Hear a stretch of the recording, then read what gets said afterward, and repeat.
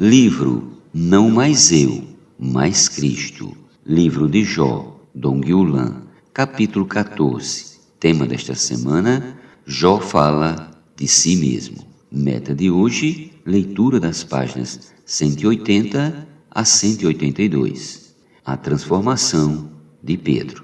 Depois que o Senhor morreu e ressuscitou, ele perguntou a Pedro: Amas-me mais do que estes? João 21:15. Isso aconteceu por 3 vezes. Na segunda vez ele respondeu: Sim, Senhor, tu sabes que te amo. Depois da terceira vez o Senhor lhe disse: em verdade te digo, quando eras mais moço tu te cingias a ti mesmo e andavas por onde querias. Quando porém fores velho, estenderás as tuas mãos e o outro te cingirá e te levará para onde não queres. Disse isso significando com que morte Pedro havia de glorificar a Deus. Isso significa que na sua velhice Pedro não mais teria a mesma liberdade com que agia antes. Outros o cingiriam e o levariam para onde não quisesse. Isso o faria sofrer na sua vida da alma e negar a si mesmo. Por ter tido tantas experiências, ele sabia quão importante era negar a si mesmo nesta era para obter a salvação da sua alma. Por essa razão, ao escrever suas epístolas, já perto de sua partida, Pedro pôde transmitir-nos sua experiência. Quando o Senhor na sua vinda se manifestar, nós obteremos a salvação completa. Para isso é necessário negar hoje a nossa vida da alma. Como isso ocorre? Passando por provas para que a nossa vida da alma sofra. Quanto mais ela sofrer, mais as coisas naturais em nós e as impurezas da vida da alma serão removidas. Por isso Pedro mostra-nos que do mesmo modo que se refina o ouro, também nós somos provados.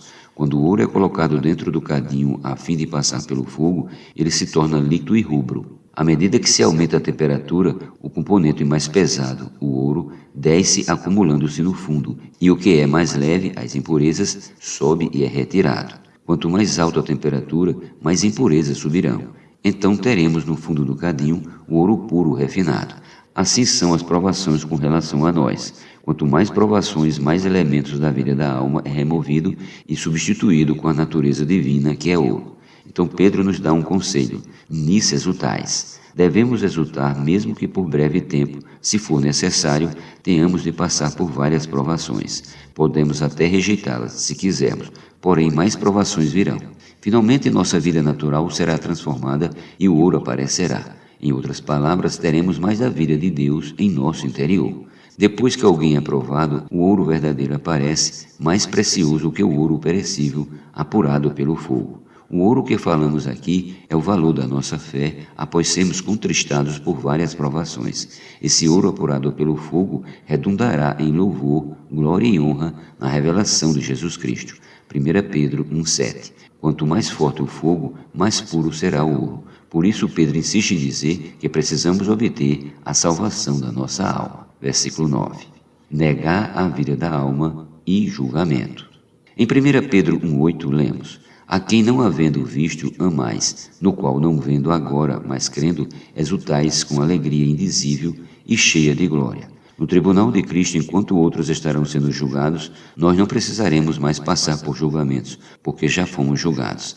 Nesta era já temos negado a nossa vida da alma, temos passado por várias provas de fogo. Já não temos mais a vida da alma. O que resta é a natureza de Deus, o ouro. Nós já ganhamos louvor e temos agora não só qualificação para ir para a glória, mas ainda obteremos honra, que será reinar com Cristo. Por isso somos por breve tempo contristados por várias provações. A razão de Pedro dizer nisso exultais significa que esse é o processo para ganharmos a salvação da alma. A salvação do Espírito já ganhamos quando cremos no Senhor Jesus, e o nosso Espírito foi regenerado pelo Espírito que veio habitar em nosso Espírito. 1 Coríntios capítulo 3, versículos 16 ao 17 e Tito 3,5. A salvação do corpo nós a teremos quando o Senhor voltar. 1 Coríntios capítulo 15, versículos do 50 ao 55. Porém, nesta era temos que arcar com a responsabilidade de salvar nossa alma, e para salvá-la não há outro caminho senão fazê-la perder e negar o ego. Quanto menos satisfazemos a vida da alma,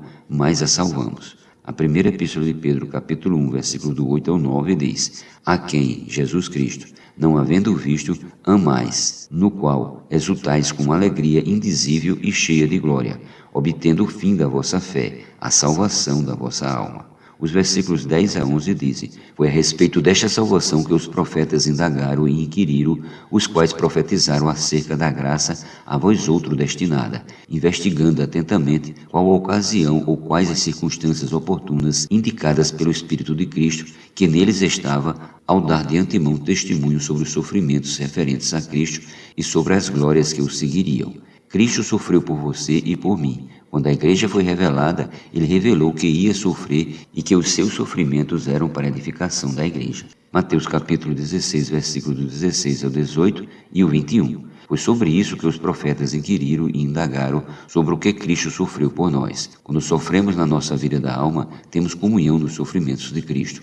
O apóstolo Pedro diz: Por isso, cingindo o vosso entendimento, sede sóbrios e esperai inteiramente na graça que vos está sendo trazida na revelação de Jesus Cristo.